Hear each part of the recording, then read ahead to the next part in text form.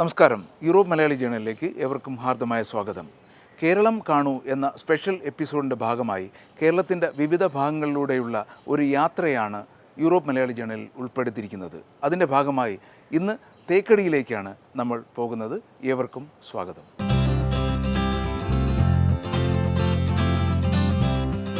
തേക്കടിയിൽ വന്നപ്പോൾ poetry Sarovar portico എന്ന് പറയുന്ന ഹോട്ടലാണ് ഞാൻ താമസിക്കാനായിട്ട് ചൂസ് ചെയ്തത്.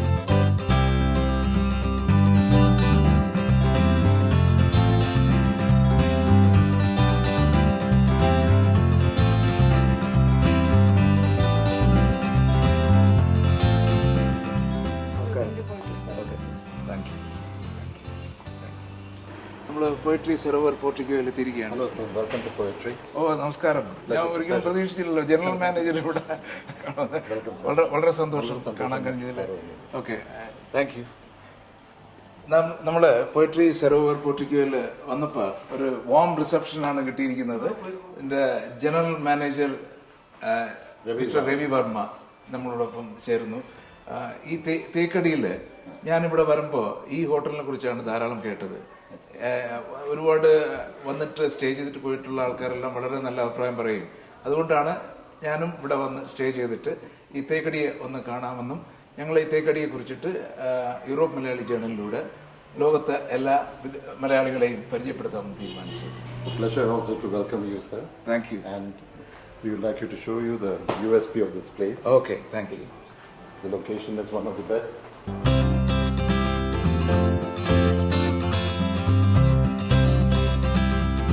ഏതെല്ലാം അങ്ങനെ മലനിരകൾക്ക് പ്രത്യേകത? Sahayadri Mountains. Sahayadri Mountains. Oh സഹായത്രി. We are on the border of Tamil Nadu and Kerala. Okay. The mountains in the background, that's Tamil Nadu. Okay. And this is a spectacular view over here. People find it very peaceful and restful coming from the metros to find a place to relax. Oh, that's very good. It seems to be very nice natural beauty. The natural beauty. We are an eco-friendly resort. Okay. And we adhere very carefully to all the stipulations for that. Okay. And that's what we do over here. Is it a 4-star or 5-star property? It's a 4-star classified. 4-star classified property. Yes. Okay. Shall we see some of the rooms? For Yes, absolutely. Yes. I'd love to show you some of the rooms. We have 4 categories. The base rooms are the club rooms. Okay. Then we have the cottages. Okay. And then we have the suites.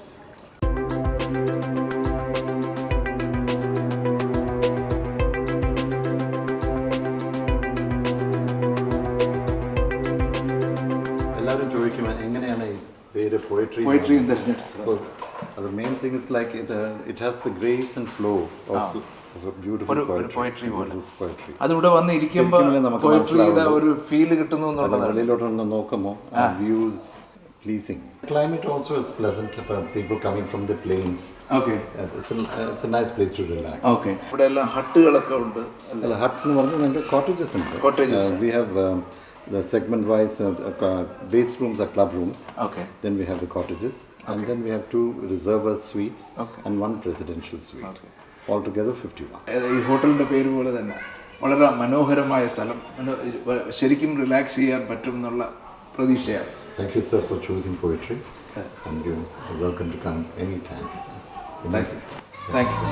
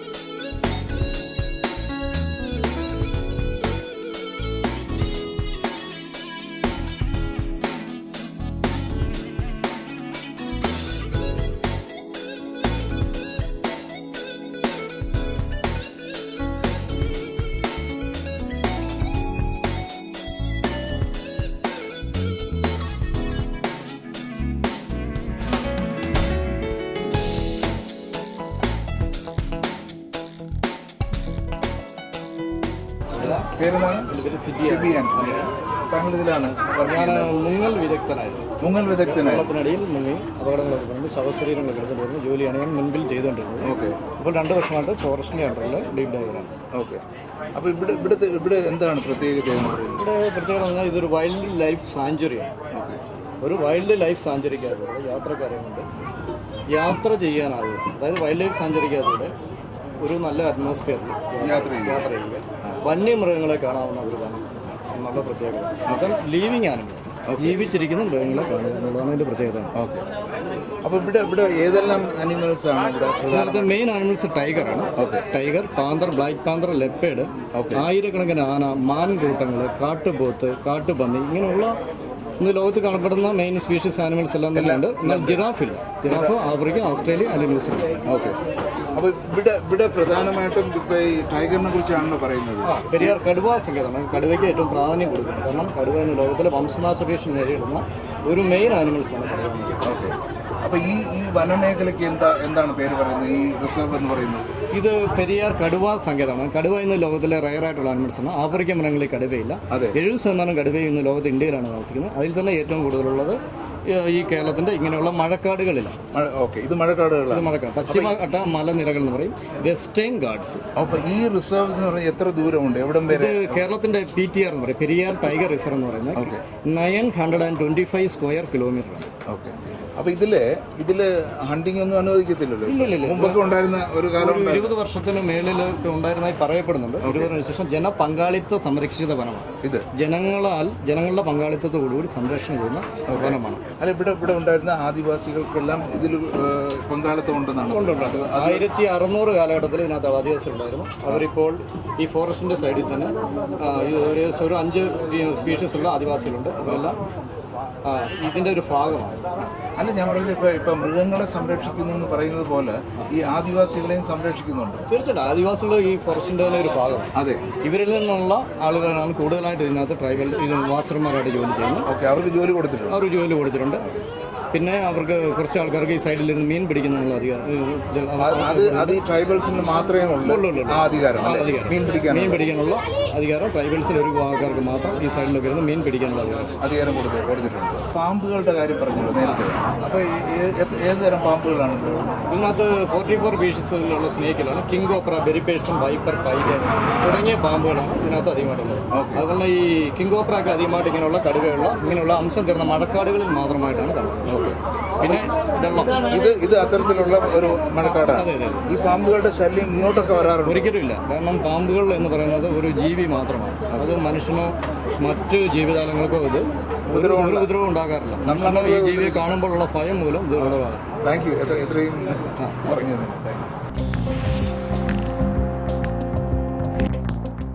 Asianet ഉൾപ്പെടെയുള്ള പ്രമുഖ മലയാളം ചാനലുകൾ ആദ്യമായി യൂറോപ്പിലെത്തിച്ച് യൂറോപ്പിലെ ഏറ്റവും അധികം പ്രേക്ഷകരുള്ള പ്രാദേശിക TV channel Anand TV.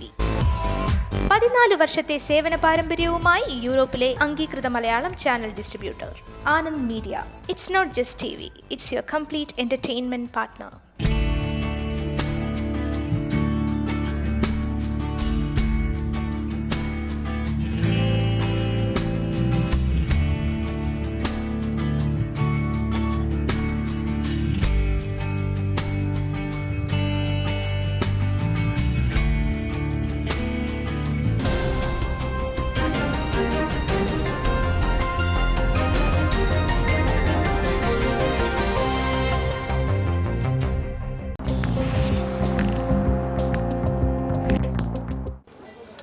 അങ്ങനെ നമ്മൾ ബോട്ട് യാത്ര ആരംഭിക്കുകയാണ്.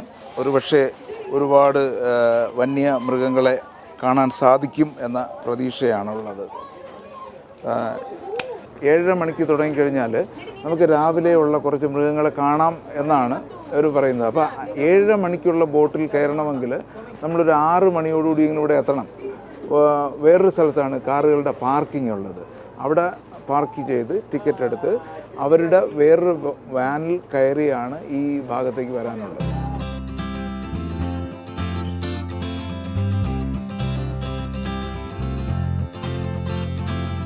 സേഫ്റ്റിയുടെ കാര്യത്തിൽ വളരെ പ്രത്യേകം ശ്രദ്ധ ചെലുത്തുന്നുണ്ട്. ഓരോ കസ്റ്റമറെയും അവർ പ്രത്യേകിച്ച് പോയി നോക്കി അവരുടെ ലൈഫ് ജാക്കറ്റ് കൃത്യമായിട്ടാണോ ഇട്ടിരിക്കുന്നതെന്നൊക്കെ ചെക്ക് ചെയ്യുന്നുണ്ട്.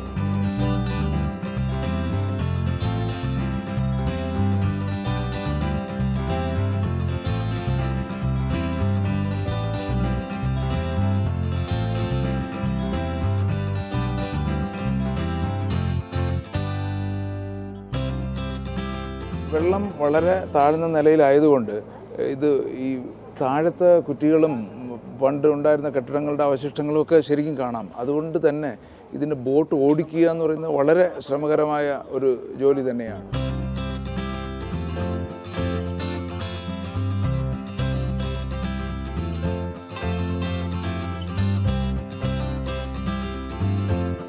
അപ്പോൾ ഇതിൻ്റെ ലൈഫ് ഗാർഡ് നമ്മളോടൊപ്പം ഉണ്ട്, ഷിബു അല്ലേ?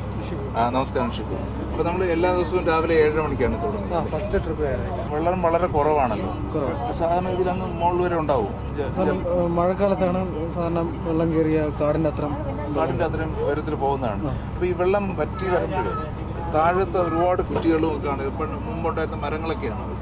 അത് പണ്ട് കാടുകളായിരുന്നല്ല, മരങ്ങളായിരുന്നു. നമുക്കൊരു റൂട്ടുണ്ട്, കനാലും അങ്ങനെ റൂട്ടുണ്ട്. അത് അപ്പോൾ ഈ ഓടിക്കുന്നതാണ് ആ റൂട്ട് അറിയാം. ഇവിടെ ഇപ്പോൾ സേഫ്റ്റിയുടെ കാര്യത്തിൽ ലൈഫ് ജാക്കറ്റ് ഇടുന്നുണ്ട്, സേഫ്റ്റിക്ക് വേണ്ടിയുള്ള സജ്ജീകരണങ്ങളെല്ലാം ചെയ്തിട്ടുണ്ട്. മുമ്പ് ഇവിടെ ഒരു ആക്സിഡൻറ്റ് ഉണ്ടായിട്ടുണ്ടല്ലോ, അതിനുശേഷമാണോ ഇത്രയും സ്ട്രിക്റ്റ് ആക്കിയത്? അതിന് മുമ്പ് ഇതൊക്കെ ഉണ്ടായിരുന്നു? ലൈഫ് ജാക്കറ്റ് ഉണ്ടായിരുന്നു, ആരും ഉപയോഗിക്കത്തില്ല. ഇപ്പൊ നമ്മൾ സ്ട്രിക്റ്റ് ആയിട്ട് എല്ലാവരും കൊണ്ടും കമ്പൽസറി ആയിട്ട് ഇട്ടിട്ടേ പോയിട്ട് സ്റ്റാൻഡിങ് അനുവദിക്കും. സ്റ്റാൻഡിങ് അനുവദിക്കും. ഒരു ക്യാമറ ടിക്കറ്റ് എടുത്ത് വരുന്ന ആൾക്കാരുണ്ട്. അപ്പോൾ ഒന്ന് ഫോട്ടോ എടുക്കാനായിട്ട് എഴുന്നേൽക്കാൻ. അല്ലാതെ ഇപ്പൊ അധികം ആൾക്കാർ കയറ്റത്തില്ല. ഒരു നമ്പർ ഉണ്ട്, പ്രത്യേക ഒരു നമ്പർ ഉണ്ട്, കപ്പാസിറ്റി ഉണ്ട്. ആ കപ്പാസിറ്റി കൂടുതൽ എടുക്കാറില്ല. വന്യമൃഗങ്ങളെ കാണാനുള്ള സാധ്യത എത്രത്തോളം? സാധ്യത നമുക്ക് മൃഗത്തെ കുറിച്ച് നമുക്ക് പറയാൻ പറ്റത്തില്ല. അതിന് പെർട്ടിക്കുലർ ഏരിയ അങ്ങനെ ടൈമൊന്നുമില്ല. അങ്ങനെയൊന്നുമില്ല. എപ്പോഴും വരാൻ പോകും. ഞാനിവിടെ വന്നപ്പോൾ ആരോ പറഞ്ഞ് രാവിലെ പോയി കഴിഞ്ഞാൽ ഇത് മൃഗങ്ങളെ കാണാനുള്ള സാധ്യതയുണ്ട്. അതുകൊണ്ട് ഞാൻ രാവിലെ എഴുന്നേറ്റ് വന്നു, 6 മണിക്ക് ഇവിടെ എത്തി. അപ്പം അങ്ങനെ ഒരു പ്രത്യേക സമയമൊന്നുമില്ല. എപ്പോഴും ഉണോ ഇത് ഇറങ്ങി വന്ന് വെള്ളം കുടിക്കാം. ഇപ്പോൾ വേനൽക്കാലം ആയതുകൊണ്ട് ഒരു പക്ഷേ ചൂട് സമയത്തായിരിക്കും ഇറങ്ങി വരുന്നത്.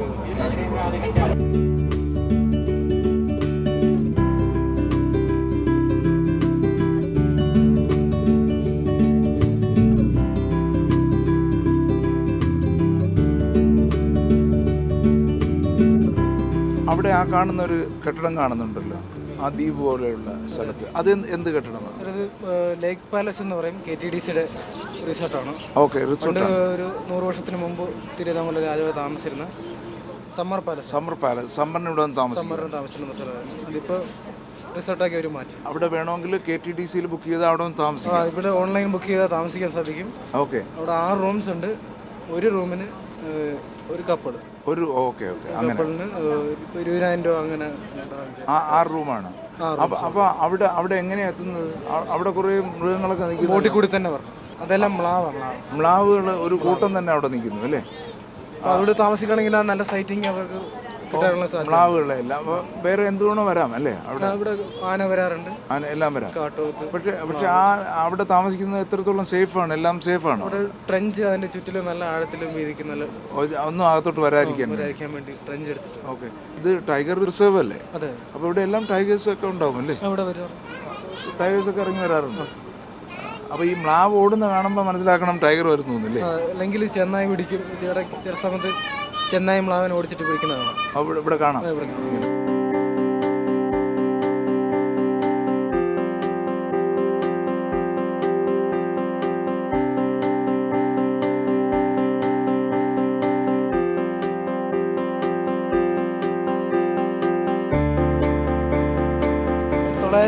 സ്ക്വയർ കിലോമീറ്റർ ആണ് ഇത് 925 സ്ക്വയർ കിലോമീറ്റർ ഉള്ള വനം ഉൾപ്പെടെയാണ്. വനം ടോട്ടൽ. ഈ ലേക്ക് വന്ന് 26 സ്ക്വയർ കിലോമീറ്റർ. ലേക്ക് 26 സ്ക്വയർ കിലോമീറ്റർ ഉള്ളതാണ് ഈ ലേക്ക് എന്ന് പറയുന്നത്. ഓക്കെ. ഒരു 4-5 കിലോമീറ്റർ ബോട്ടിങ്. 5 കിലോമീറ്ററോളം പോകും. അപ്പോൾ ഇപ്പം സീസൺ ടൈമാണോ അതോ എപ്പോഴും ഇത് ആൾക്കാരുണ്ടാവും? ഇവിടെ സീസൺ എന്ന് ഉദ്ദേശിക്കുന്നത് അവധിക്കാലങ്ങളാണ് പ്രധാനമായിട്ടും. ഇല്ലെങ്കിൽ ഈ റെഗുലറായിട്ട് സാധാരണ വർഷത്തിലെല്ലാ സമയവും ഇവിടെ ബോട്ടിംഗ് ഉണ്ടോ?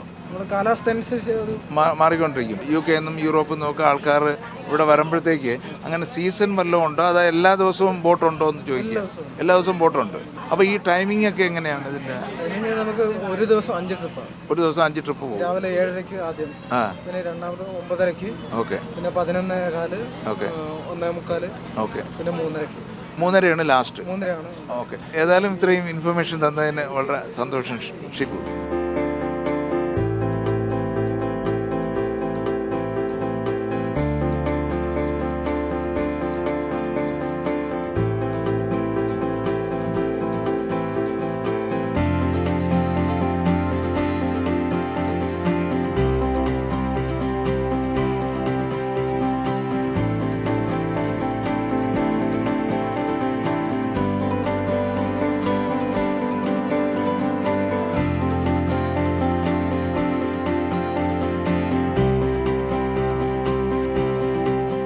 ഇതിലൂടെ യാത്ര ചെയ്ത് വരുമ്പോഴേ നമുക്ക് പഴയ കാലം ഓർമ്മ വരും. കാരണം ഇതെല്ലാം, ഈ മരങ്ങളെല്ലാം നിൽക്കുമ്പോൾ ഇത് ഒരു കാടായിരുന്നു. ഒരു പക്ഷേ ഒരു വലിയ നദി ഇവിടെ ഉണ്ടായിരുന്നു.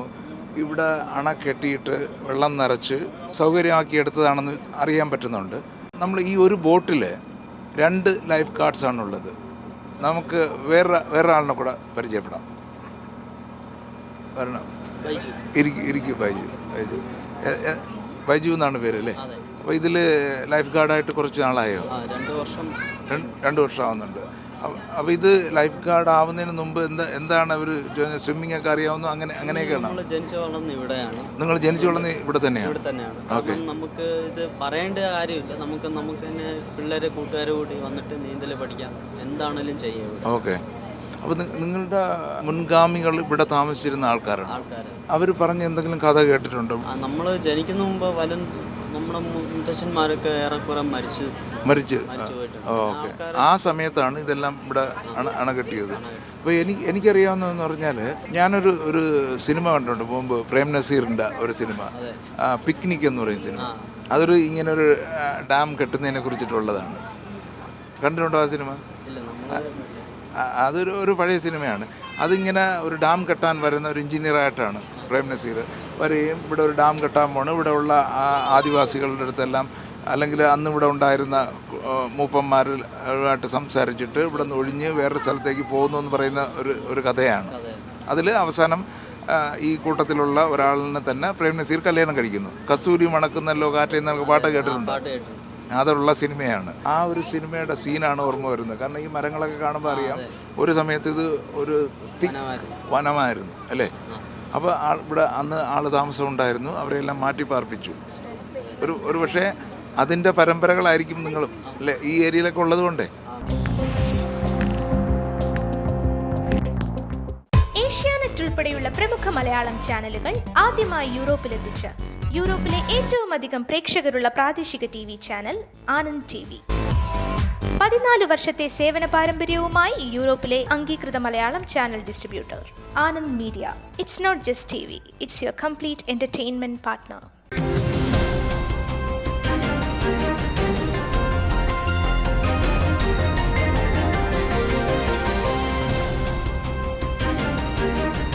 പ്രവാസി സമൂഹവുമായി ബന്ധപ്പെടുന്ന വാർത്തകൾ ANN Global News @gmail.com, Anand news desk @gmail.com എന്നീ വിലാസങ്ങളിലൂടെ ഞങ്ങളുമായി പങ്കുവയ്ക്കാം.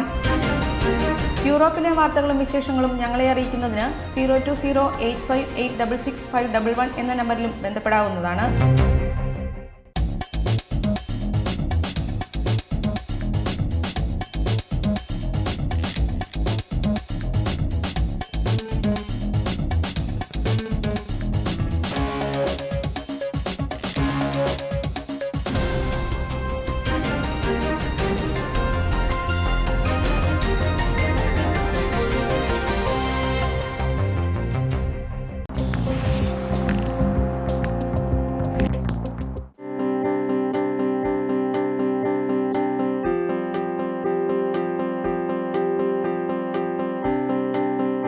ഇതിൽ എത്രത്തോളം ആൾക്കാർക്ക് ഇത് വന്നതുകൊണ്ട് നിങ്ങളുടെ ആൾക്കാർക്ക് ജോലി കിട്ടുന്നുണ്ട്?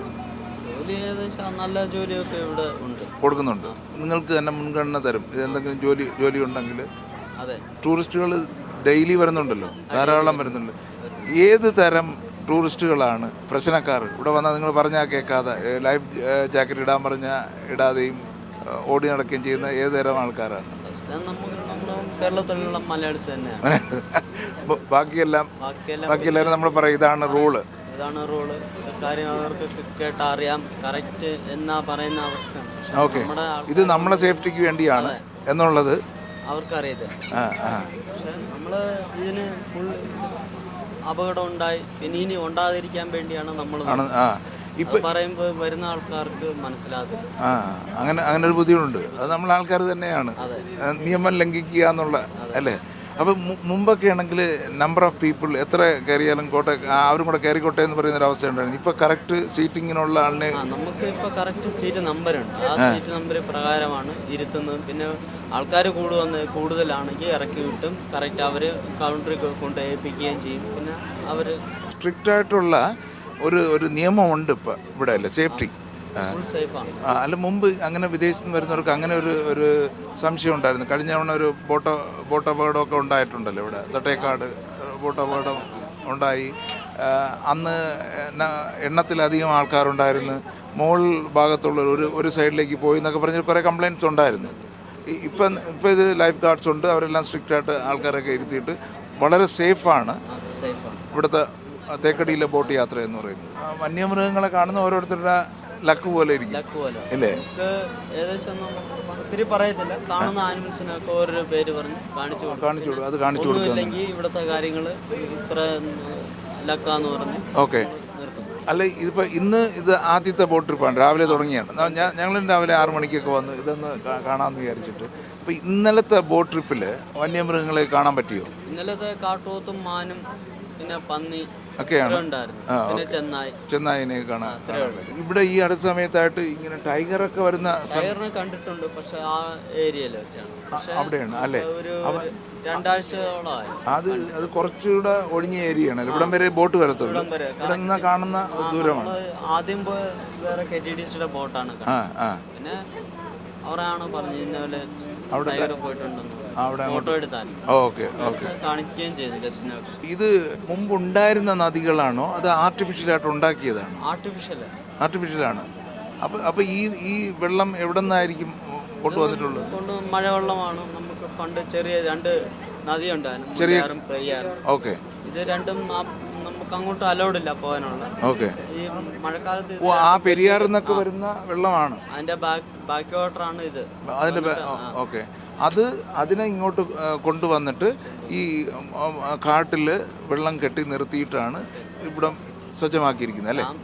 ഡാം ഉണ്ടാക്കിയപ്പോൾ വെള്ളം മഴക്കാലത്ത് വെള്ളം കയറുമെന്ന് ഇവിടെ നിൽക്കും. മഴ മൊത്തം വെള്ളത്തിനടിയിലായി. ഓക്കെ.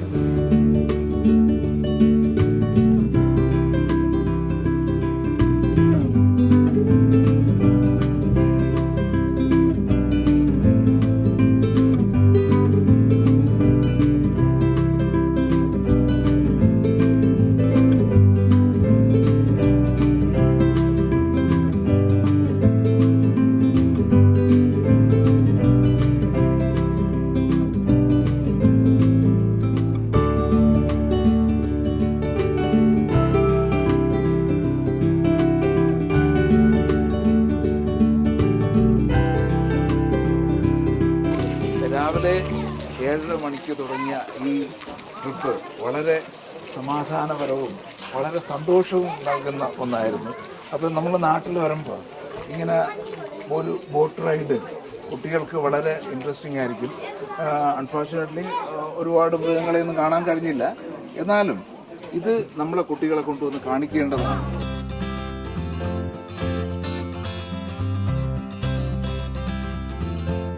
വളരെ കാലമായിട്ട് കാണണമെന്ന് ആഗ്രഹിച്ചാണ്, 2 വാക്ക് പറയണമെന്ന് ആഗ്രഹിച്ചാണ്. എത്രയോ വർഷങ്ങളായി താങ്കൾ അമേരിക്കൻ പ്രോഗ്രാം നടത്തിക്കൊണ്ടിരിക്കുന്നു, യൂറോപ്പും. അപ്പോൾ അവിടെ നിന്നുള്ള പ്രോഗ്രാമുകൾ സ്ഥിരമായിട്ട് കാണുന്നവരാണ് ഞങ്ങൾ. അവിടെയുള്ള ഞങ്ങളുടെ കുടുംബങ്ങളും പ്രവാസികളായ ഞങ്ങൾക്ക് അതൊരു അനുഗ്രഹമാണ്. പിന്നെ ഞങ്ങളുടെയൊക്കെ പ്രശ്നങ്ങൾ ഗവൺമെൻറ് തലത്തിൽ ശ്രദ്ധ ചെലുത്താൻ വേണ്ടി നിങ്ങൾ വളരെയധികം ശ്രമിക്കുന്നുണ്ട്. അത് വളരെ ശ്ലാഘനീയമായ ഒരു പ്രവർത്തനമാണ്. വളരെ സന്തോഷമുണ്ട് ഇവിടെ വെച്ച് താങ്കളെ കണ്ടത്. എനിക്കൊരു സത്യത്തിൻ്റെ ഒരു സ്വപ്നം പോലെയാണ് തോന്നിയത്. കാരണം പെട്ടെന്ന് തന്നെ ഇവിടെ കാണുക എന്നൊക്കെ പറയുമ്പോൾ ഒരു സന്തോഷമുള്ള കാര്യമാണ്. Have a nice day to you. Thank you. എൻ്റെ പേര് ഉമ്മർ. ഞാൻ ഒമാനിലെ സലയിലാണ്. എപ്പോഴെങ്കിലും വരികയാണെന്നുണ്ടെങ്കിൽ തീർച്ചയായിട്ടും ഇൻഫോം ചെയ്യും. തീർച്ചയായിട്ടും. ഞങ്ങൾ ഈ പ്രോഗ്രാം ചെയ്യുന്നതിൻ്റെ കാരണം നമ്മൾ പ്രവാസി മലയാളികൾ, നമ്മൾ ഓരോ പ്രശ്നത്തിലും നമ്മൾ ഇടപെടാറുണ്ട്. പ്രവാസി മലയാളികൾ ഹോളിഡേക്ക് പോകണമെന്ന് പറയുമ്പോൾ കേരളം ഒരിക്കലും ഹോളിഡേ സ്ഥലമായിട്ട് അവർ കാണാറില്ല മിക്കവാറും. അല്ല, ശരിയാണ്. അവരെവിടെയെങ്കിലും സ്വിറ്റ്സർലൻഡിൽ പോകും, സിംഗപ്പൂരിൽ പോകും, അല്ലെങ്കിൽ അമേരിക്കയിൽ പോകും.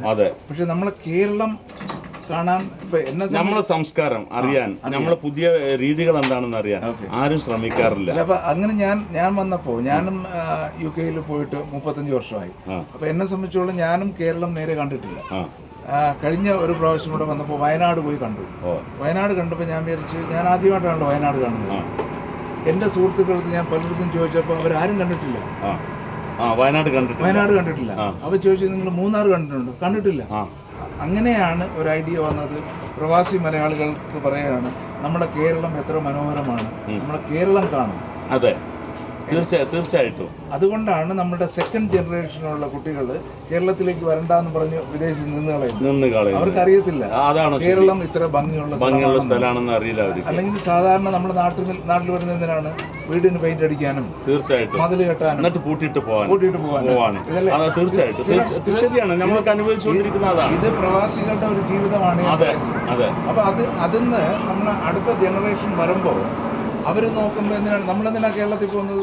വീട് പെയിന്റ് അടിക്കാനല്ലേ പപ്പയുടെ കൂടെ പോകണത്, അല്ല അച്ഛൻ്റെ കൂടെ പോകണത്. അപ്പൊ ഞങ്ങൾ ഇന്ന് കേരളത്തിൽ വരുന്നില്ല. അപ്പൊ അതിനു വേണ്ടിയാണ് ഈ പ്രോഗ്രാം തുടങ്ങി. നന്നായിരിക്കട്ടെ, വളരെ നന്നായിരിക്കട്ടെ. നല്ലൊരു സംരംഭമാണിത്. നമ്മൾ പ്രവാസികളുടെ മക്കൾക്ക് ഒരു ജനറേഷന് പകർന്നു കൊടുക്കാൻ കഴിയുന്നത് നമ്മുടെ നാട്ടിലെ അറിവുകളാണ്. അത് താങ്കളിലൂടെ കഴിയട്ടെ എന്ന് ഞാൻ ആശംസിക്കുന്നു. കാരണം എന്താ വെച്ചാൽ അറിഞ്ഞുകൂടാ അവർക്ക് നമ്മളെ കേരളം എന്താണ്, കുറച്ച് കുന്നും മലയുണ്ട്, അവിടെയുള്ള ആളുകളെ തന്നെ അവർക്ക് അറിഞ്ഞൂടാ. അപ്പച്ചൻ്റെ അമ്മച്ചി ആരാണ്, ആ തലമുറ എന്താണ്, അവരുടെ സംസ്കാരം എന്താണ്, ഇത് പഠിപ്പിക്കാൻ വേണ്ടി വളരെ നല്ല സംരംഭമാണ്. Wish you all the best team. Okay, thank you very much. എല്ലാ ടീമിനും എൻ്റെ ഭാവുകങ്ങൾ.